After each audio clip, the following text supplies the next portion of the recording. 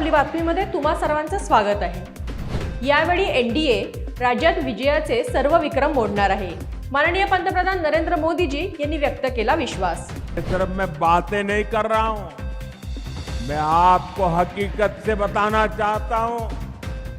अभी महाराष्ट्र में देखिए, महाराष्ट्र की जनता ने पहले से कहीं अधिक प्रचंड जनादेश देकर हमारी सरकार बनाई, एनडीए की सरकार बनाई।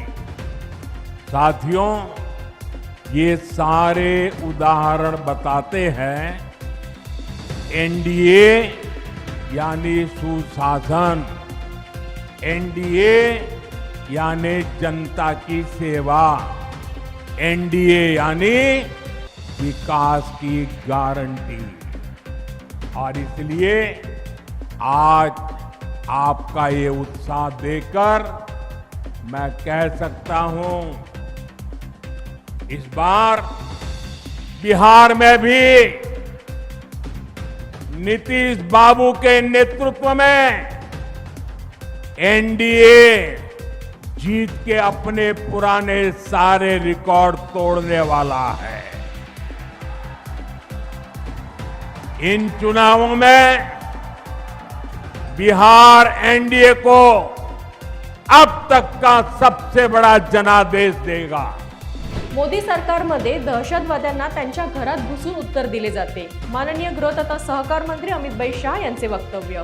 अभी अभी पहलगांव में पाकिस्तान के आतंकवादियों ने हमला किया। जब कांग्रेस की सरकार थी, सोनिया लालू की सरकार थी, वहां पर आतंकवादियों को बिरयानी खिलाई जा रही। मगर इस बार नरेंद्र मोदी की सरकार थी, हमने सर्जिकल स्ट्राइक किया था, एयर स्ट्राइक किया था और ऑपरेशन सिंदूर कर पाकिस्तान के घर में घुसकर आतंकवादियों का सफाया करने का काम नरेंद्र मोदी जी। मुंबईत माननीय राज्यपाल आचार्य देवव्रत जी यांच्या उपस्थितीत बर्जिस देसाई यांनी लिहिलेल्या मोदीज मिशन या प्रतिष्ठित पुस्तकाचे प्रकाशन माननीय मुख्यमंत्री देवेंद्रजी फडणवीस यांच्या हस्ते पार पडले। मैं श्री बर्जिस देसाई इनका बहुत बहुत अभिनंदन करना चाहता हूँ, उनको बधाई देना चाहता हूँ कि उन्होंने एक बहुत अच्छी पुस्तक मोदीज मिशन ये हम सभी को समर्पित की है। और ये पुस्तक अन्य पुस्तकों से अलग क्यों है, why it is different from the other books which are written on Prime Minister Modi, not just because it is written by the accomplished author, is accomplished lawyer and also accomplished journalist. Now this is a very deadly combination because normally journalists don't write good about people. They have a habit to criticize, and lawyers, and at least the accomplished lawyers, do not speak without authority or without evidence. So when accomplished lawyer and accomplished journalist has become the author of this book, it has to be different from the other books which are written on Prime Minister Modi. माननीय पंतप्रधान नरेंद्र मोदी जी यांच्या नेतृत्वात नव भारताच्या विकासाची गाथा रचली जात आहे। माननीय मुख्यमंत्री देवेंद्रजी फडणवीस यांचे विधान। और हमको बहुत गर्व है हमारे डाइवर्सिटी पर, लेकिन इस डाइवर्सिटी में भी हम लोगों को यूनिटी कैसे तैयार करना है। तो मोदी जी ने कहा कि मैं समाज में चार ही वर्ग देखता हूँ, जाति की बात नहीं, धर्म की बात नहीं, भाषा की बात नहीं। उन्होंने कहा मुझे चार ही वर्ग पता है। वो चार वर्ग कौन है? गरीब, किसान, युवा और महिला।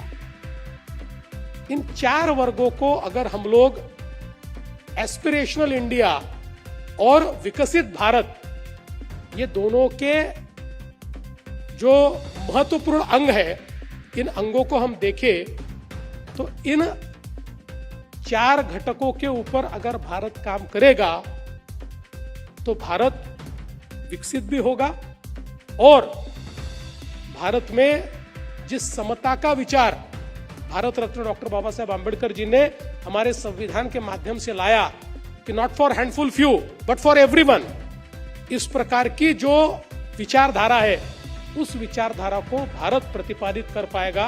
और मुझे लगता है ये जो चार वर्ग केवल भारत में मोदी जी देखते हैं, यही भारत को संगठित रखने का एक बहुत बड़ा मंत्र मोदी जी ने भारत को दिया है।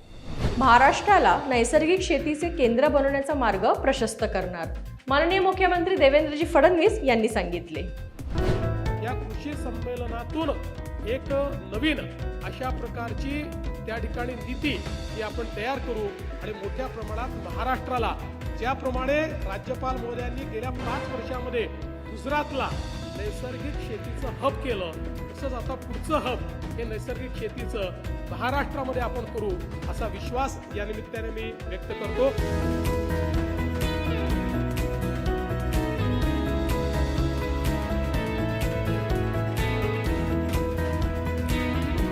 सैनिकांचा सन्मान आणि स्वदेशी निर्माण या सूत्रामुळे भारतीय सेना होत आहे अधिकाधिक मजबूत। सीमेवर सैनिक आपल्या सुरक्षेत तैनात असतात, म्हणूनच आपण आपले सण समारंभ आनंदाने साजरे करू शकतो। त्यामुळेच आदरणीय पंतप्रधान मोदीजी प्रत्येक दिवाळी साजरी करतात आपल्या सैनिकांसोबत। त्यांनी सुरू केलेली ही परंपरा ते अविरतपणे पाळतात। आपल्या सैनिकांना अधिकाधिक बळ मिळावं म्हणून मोदीजी सतत प्रयत्नरत असतात आणि त्याचाच एक भाग म्हणून त्यांनी सैन्याला स्वदेशी शस्त्रास्त्रांनी सज्ज करायला सुरुवात केली।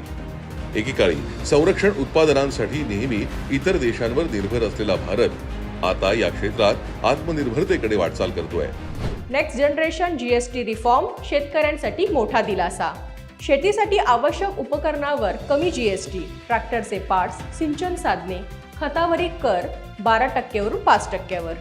आता महाराष्ट्र भाजपा 1.5 कोटी सदस्यांचा पक्ष बनला आहे। तुम्हाला सुद्धा भाजपचं सदस्य व्हायचं आहे का? तर तुमच्या फोनवरून 8800002024 या क्रमांकावर मिस कॉल द्या आणि भाजपा परिवाराचे सदस्य व्हा। नंबर पुन्हा एकदा ऐकून घ्या, 8800002024 या नंबरवर मिस कॉल द्या आणि देशाच्या विकासात सहभागी व्हा। आजच्या बातम्यांमध्ये इथेच घेऊया विराम। उद्या पुन्हा भेटूया नव्या बातम्यांसह। पाहत रहा आपली बातमी, आपल्या पक्षाची बातमी। धन्यवाद।